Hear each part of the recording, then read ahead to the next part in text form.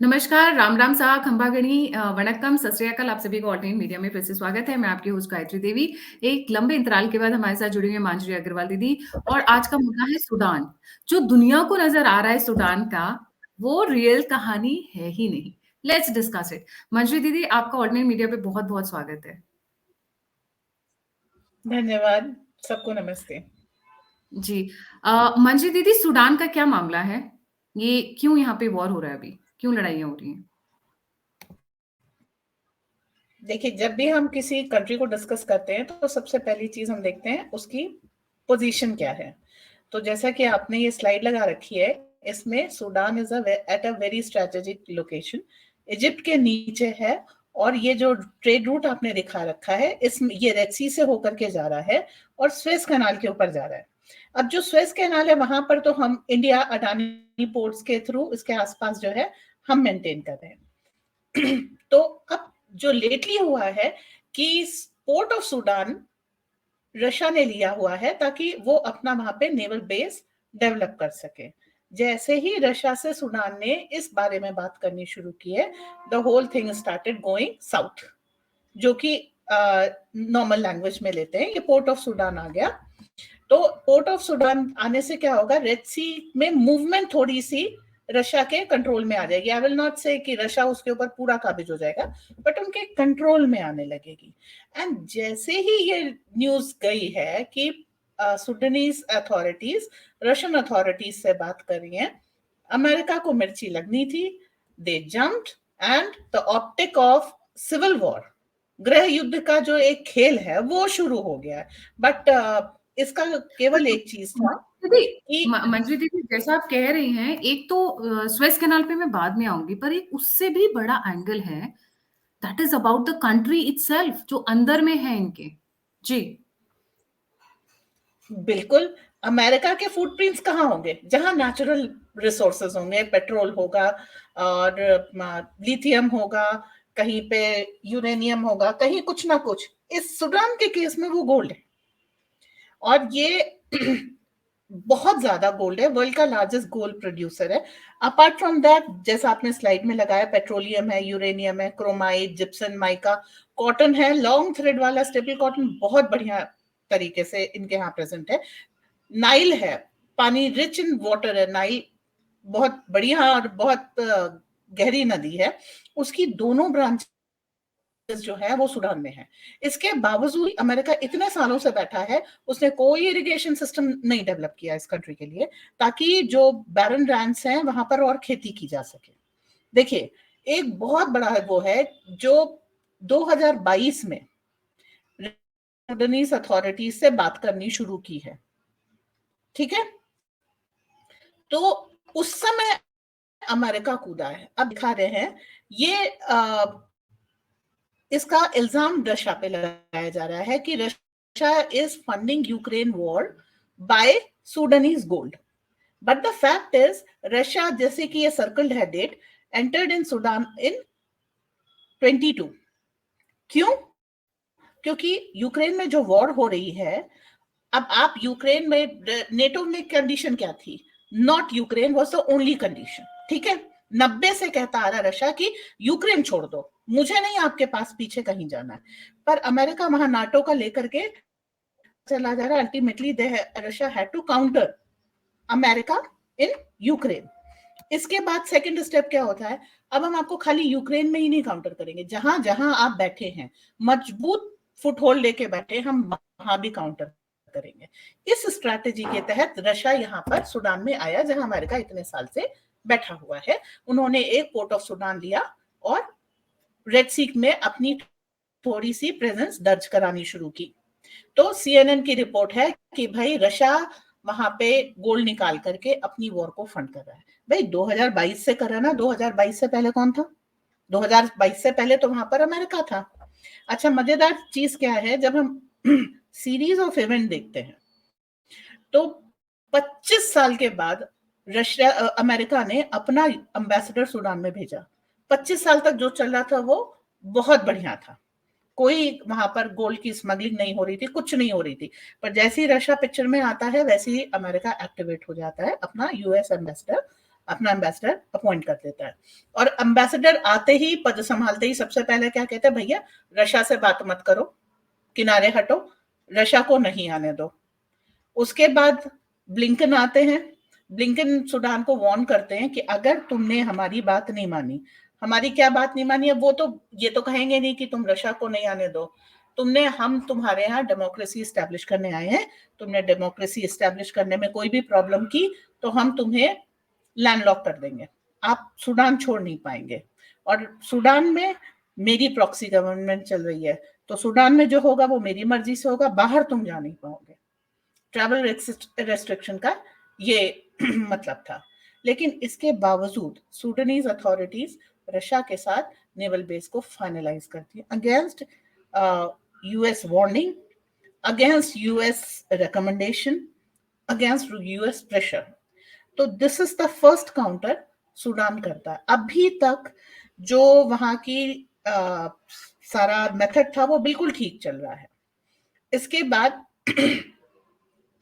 UN भी आता है। यूएन क्या है, वो कहते हैं ना, यूएस हटा के लगा दो, यूएन बन जाता है। अमेरिका और यूएन में कोई फर्क नहीं है। तो वो एक फ्रेमवर्क लेके आते हैं कि चलो इस तरीके से हम करेंगे यहाँ पर वो सब।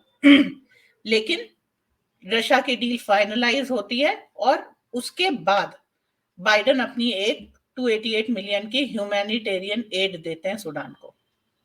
पहले दे देते लेकिन नहीं दी। जब ये डील फाइनलाइज हो गई, इसको रोकने में ये असफल रहे, तब इन्होंने ये एड दी। और उसके बाद क्या हुआ, उसके बाद हमारी रेजिम चेंज एक्सपर्ट जो है विक्टोरिया नूलन, वो आती हैं और डेमोक्रेसी ऐसे डिस्कस करती हैं कि महीने भर के अंदर सिविल वॉर हो जाती है। अब ये कमाल मिस नूलन के पास ही है, दुनिया में बहुत कम ऐसे लोग हैं जो मैजिक वॉन्ड रखते हैं। उसके बाद 22 अप्रैल को यूएस इवैक्यूएट सूडान। अब इसके पीछे भी एक झोल है, 16,000 सिटीजन छोड़ के गया है। उस 16,000 सिटीजन में बहुत सारे वो हैं जिनको जो कोई प्रोजेक्ट चल रहा था उसको चलाते रहना है, ठीक है। कुछ ऐसे हैं जिनका इंटरेस्ट सूडान के साथ है, डुअल सिटीजनशिप है, तो वो भी छूट गए हैं और वो मर्सीलेसली छोड़ दिए गए हैं। If your interest align with Sudan, वो सूडान से मिलता है, then you are on your own. बाकी कुछ लोगों को मैं इसलिए छोड़ के जा रहा हूँ कि जो मेरा काम धंधा है वो चलता रहे।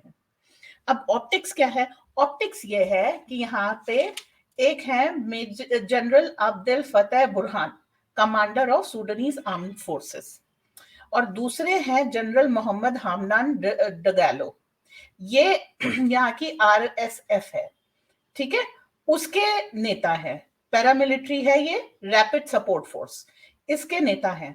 तो ये दोनों बड़े भाई छोटे भाई की तरीके से, जो आर्मी का जनरल है वो है बड़ा भाई, और जो आरएसएफ का कमांडर है वो है छोटा भाई। आराम से चल रहा था। इन्होंने अब ये मिलिट्री कू करके सत्ता ली थी ओमान अल बशीर के साथ, वो भी एक मिलिट्री ऑफिसर था। तो 2 साल से इनकी ये जुगलबंदी चल रही थी और बिल्कुल ठीक चल रही थी, अनलेस एंड अनटिल मिस नूलन ने आकर के डेमोक्रेसी के लिए काम करना शुरू किया।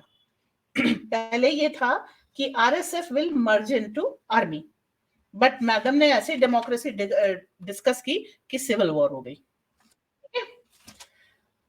तो अब उसके साथ क्या हुआ कि 2019 से 2023 में आकर के इसका पटाक्षेप हो गया। तो ऑप्टिक्स हमको क्या देखने को मिलती है, ऑप्टिक्स हमें ये देखने को मिलती है, सूडान एंटर सिविल वॉर। अब जितनी भी एनार्की होगी, एनार्की का सबसे बड़ा फायदा क्या है कि जो कंट्री के रिसोर्सेज हैं वो लूटे जाए, because there is no one authority जो उसको कंट्रोल कर सके, उसका आना उसका जाना वो सब कुछ रेगुलेट कर सके। तो आप ये देखिए कि एक गोल्ड रश शुरू हो गया, क्योंकि सूडान के पास वर्ल्ड के बेस्ट गोल्ड रिसोर्सेज हैं। ओके, दूसरी बात यह है 2022 में हाईएस्ट रिकॉर्ड गोल्ड प्रोडक्शन था सूडान का। अब चूंकि किसी को भी हिसाब नहीं देना है तो वो सारा रशिया के सर मर दिया गया, but it is not Russia which is benefited. इनकी ऑथोराइज रिपोर्ट के हिसाब से जो अल जजीरा ने दी है उसके अनुसार 60% of Sudanese reported gold is reported to be smuggled out, ठीक है। और जो रिकॉर्ड प्रोडक्शन है वो किस तरीके से है, वो जो इनका ट्रेडिशनल तरीका है, रिपोर्टेड तरीका है, उसमें रिकॉर्ड है। भाई वहां पर क्या है, अगर आप उसको देखें तो ये पानी में रेत को घोल करके छान करके भी निकाल सकते हैं गोल्ड, इतना गोल्ड है। तो ओरका करके ये जो कंपनी है ये कैनेडियन कंपनी है और इसने 14 ब्लॉक गोल्ड प्रोजेक्ट्स ले रखे हैं। और अब इतना सोना अगर ऑफिशियली जा रहा है, इस एक कंपनी जितना सोना ले जा रही है, भाई देखिए सोना इज द लिक्विड करेंसी। सोना दे करके आप खाना ले सकते हैं, कपड़ा ले सकते हैं, सब कुछ ले सकते हैं, परंतु हंगर इंडेक्स में 106 है, richest in world's gold is 106 in hunger index. ठीक है, 121 कंट्रीज हैं जिसमें 106 नंबर सूडान का है। इसका मतलब है जो भी गोल्ड ले जा रहा है वो स्मगल होकर के जा रहा है और गलत हाथों में जा रहा है। अब आ क्या रहा है सूडान में, जो आ रहा है वो है वेपन। अब गृह युद्ध लड़ने के लिए आपको जीप्स चाहिए, आपको हथियार चाहिए, तो एडवांस्ड वेपन्स आर प्रोवाइडेड। अब इतने सालों से, मतलब देखिए अगर हम वर्ल्ड वॉर टू के बाद की हिस्ट्री लेते हैं, उससे पहले सब कुछ अनकंट्रोल था, तो वर्ल्ड वॉर टू के बाद की हिस्ट्री में जितना जो कुछ भी हुआ है, यूएन इंटरवेन कर सकता था, यूएस इंटरवेन कर सकता था, आर्म्स देने की बजाय वहां पे स्कूल कॉलेजेस, भाई खेती करना तो सिखा सकते हो, इरिगेशन कैनाल्स बनाना तो सिखा सकते हो, इतनी छोटी छोटी चीज भी वहां पे प्रोवाइड नहीं की गई। ठीक है, तो समहाउ एनार्की को फ्यूल किया गया है, फंड किया गया है, लोगों के सेल्फ इंटरेस्ट को, ईगो को बूस्ट करके इस कंट्री के रिसोर्सेस चुराए जा रहे हैं। अब यूरेनियम किसने लिया है? यूरेनियम लिया है चाइना ने, और यूरेनियम के ऊपर आपको कोई डेटा नहीं मिलेगा। ठीक है, चाइना के सारे डेटा जीरो में होते हैं।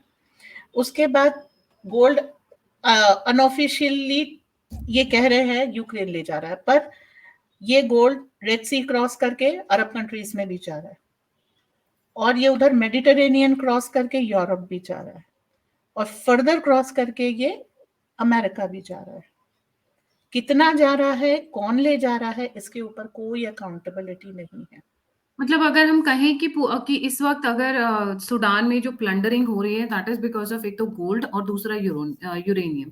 गोल्ड के पीछे यूएस पड़ा है, निकालता रहा है, और वो पुराना इतिहास है उनका, हर जगह से गोल्ड निकालना और प्लैटिनम निकालना, सिल्वर निकालना, प्रेशियस मेटल्स, रेयर अर्थ में एलिमेंट्स जिनको हम बोलते हैं वो निकालना। अब चाइना भी इसमें घुस आया था क्योंकि वो यूरेनियम निकाल रहा था आराम से, राइट। और यहाँ पे ही नहीं, let me tell you, across Africa China ये करता है। यूएस पहले करता रहा है, अब थोड़ा सा चाइना ज्यादा तेज हो गया। ये बात हो गई इनकी उसकी। तो रशिया ने जब 2022 में एंट्री की, शायद इसी से लगी मिर्ची इनको, यूएस को, और वहीं से प्रॉब्लम शुरू हो भाई गई और डिजाइन भी शुरू हो गया। जी, कोई भी ऊपर उठेगा, एक पर्टिकुलर देश है जिसका नाम यूएस है, उसको मिट्टी लगेगी। अब जब आप जा करके रशिया के, Ukraine was a part of Russia, ठीक है, आप यूक्रेन में जाकर के लड़ रहे हैं और Russia is not entering Europe, Russia is saying leave Ukraine alone, that's it. वो एक चीज कह रहे हैं, नॉट यूक्रेन, दो शब्द। इस कॉन्फ्लिक्ट को जो यूक्रेन में चल रही है, एक सेंटेंस से एंड किया जा सकता है, Ukraine will not be a part of NATO, end of the sentence, end of the war. तो इसका जिसको मतलब एक साल रशिया से यूक्रेन ऊपर हो गया चलते हुए। यूक्रेन ठीक वॉर है, अब what Africa is the key तरफ ग्रीड? भी। The rich mineral present in Ukraine, that's the greed. सारी जी, दुनिया की दौलत एक ही बंदे को चाहिए। ठीक है, तो जी, इसके कारण अब क्या है, रशिया मजबूर है अमेरिका को दूसरी जगह चैलेंज करने के लिए। राइट। और जी, इजिप्ट में भी कुछ ऐसा ही हुआ है अभी, कुछ महीने पहले। इजिप्ट में भी कुछ ऐसा ही हुआ है कुछ महीने पहले, जब हमने इजिप्ट में देखा कि वहां पर भी कुछ एक इजिप्ट ट्राइबल वॉर्स शुरू हो गई थी। जी, इजिप्ट हो गया, सोमालिया हो गया, सूडान अब लेटेस्ट एग्जाम्पल है, इथोपिया हो गया, इन सारी जगह पर यही चल रहा है। अच्छा दीदी, अब हम आते हैं इंडिया की तरफ।